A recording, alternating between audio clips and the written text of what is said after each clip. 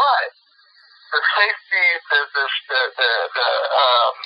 the safety net that the union has in regards to this is before the grievance is signed off on, the union has to sign off on it.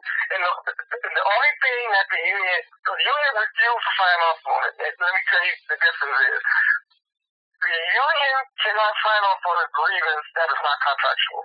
But if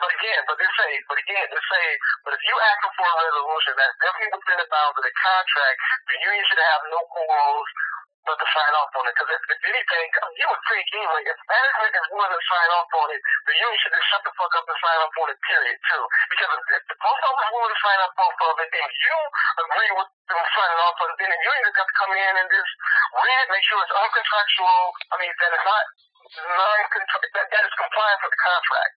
You know, this say for sake of argument, if you would, but I know this would happen with you. This say for sake of argument, the postal service owes you $5,000, right? No. This say the post office owes you a sum of money, right? But you and the post office came to a resolution of you're going to get $1,500, right? Now, this say if I knew that agreement was worth $5,000, me, I would tell you, look, Santiago, I don't want to sign off on this, and let me tell you why. The grievance is worth $5,000. You signing off for $1,500. But now, if you want, I would suggest management agreed to give you this money in cash like yesterday, or give it to you on your next. That'll be guaranteed to be on your next paycheck. You know what I'm saying? Or because I would tell you that's what I would put in there. Or I would say, you know what? Santiago, I would say sign it. But again, fighting is going to take some time. But again, I'm telling you, look, all your T's are dotted, all your I's are, all your I's are dotted and all your T's are crossed. You're going to win this money. If there's nowhere in the world, you should get nothing less than what you sign off for. But again, if you're in financial distress and you're cool with $1,500, then let me still make it advantageous to where the post office agree to make you whole, either if it's guaranteed on the next paycheck, or if they can't do that, then you want a cash advance if you want it by the end of the business day to day at that point. That's the way I would do it. But the agreement, like I said, but I'm not in this union. Even if you sign up for $1,500 and they say the agreement was worth $5,000, Mike can go ahead and sue because they already know you can destroy another stick. I ain't gonna say Mike, I'll say Glenn. But again, but then you, I think they would sign up for it anyway. They want you to, they'll probably want to accept it as a, verbal discussion. I don't think they want you to walk away with anything, even though you are deserving of it. But that's my opinion. Right. So let me ask you this then: what is the post office's opinion with like, let's just say I have an arbitration and I say, you know what, I don't want anybody from the union dealing with my arbitration. I want to deal with my lawyer. I want my lawyer to come in. In your opinion, what's the opinion of the post office with that? You think they'll let me do? You think they'll let someone do that? I mean, my understanding of it is that the process is you have to go to arbitration. Arbitrator word is vague. So in other words, you can't go outside, anywhere. So I'm assuming, as long as you're in compliance with that, and you're saying, look, I don't want the union representing me, I have my own attorney, but you and your attorney are still bound by the process, I think you'll be okay. I think you should be okay. But again, I don't honestly know if the wording is so to say that the union has to represent you. Because again, you can always represent yourself. And again, you represent yourself if you're smart enough to get an attorney to represent you as well. In my opinion, I would say yes, you would be okay to get your own attorney that represents you for the mediation, but you still bound, but your attorney would still have to be adverse in, the process that, that we got to go through, that we got to, comply with in regards to, litigation, if you would. So what do you think Glenn Norton, the union president, would say if I told him, I don't want anyone from your office working on my case, I have a lawyer and that's the person I want? What do you think he would say? Honestly, if you was asking my honest opinion, if you was asking Glenn Norton, I think he would give you a whole lot of BS. Exactly. It'll be a problem. It'll be a problem. It'll be a problem versus, but now this ain't for the sake of argument. Now, if I was the union president, you was to come to me with that, I would say, you know what? Well, let me look it up to make sure. All right, let me ask you this then. In your opinion, do you think that and the NALC and with more emphasis on Glenn Norton is corrupt, in your opinion?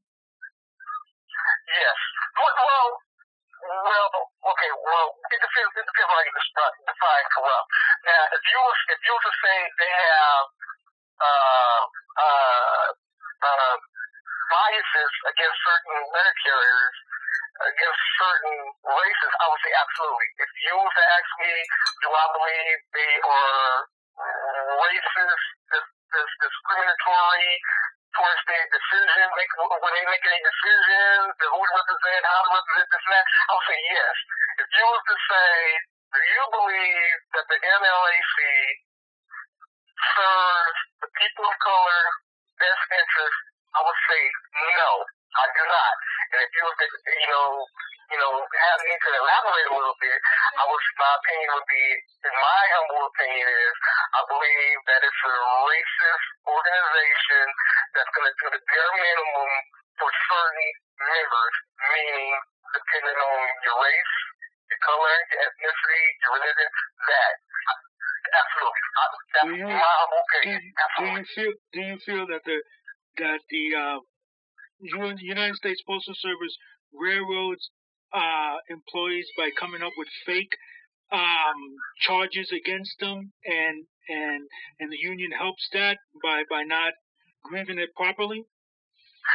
Now, when you say the whole entire union, I would have to say no, because I don't believe California is the union that I originally came with.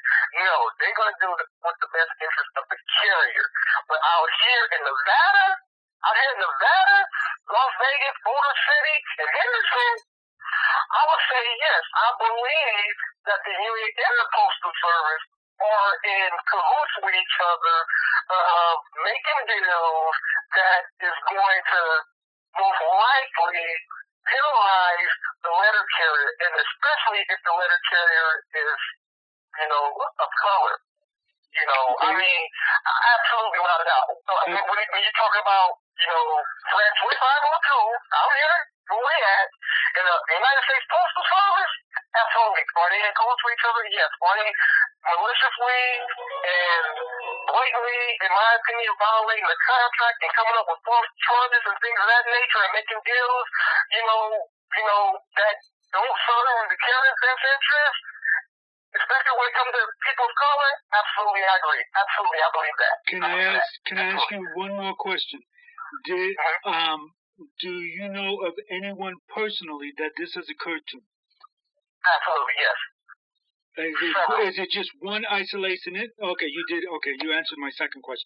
So it's not one isolated incident. Excuse me? There's not one isolated incident. There are people who have been. No, absolutely. It's sickening, especially in a city of Las Vegas and Henderson. I know what's going on in Motor City, but in a sense, Motor City is somewhat lily white. I don't really pretty much know. But Henderson and Las Vegas, I still get phone calls from letter carriers about things what's going on, and it's of people of color and women. So again, it's against the minority. It's really, really, really bad, in my opinion, in Henderson and in Las Vegas. And I honestly believe that the higher uppers in management, as well as the NLAC, is aware of it, but they already know that most letter carriers, or letter carriers, period, especially minority letter carriers, have no power, have no resources to challenge and to expose the Postal Service and the union of these discriminatory practices that they are just completely doing clean as of today, in my humble opinion. Absolutely. Thank you very much. Can I call you right back, sir? Yes, sir. Okay, thank you very much. I appreciate your help.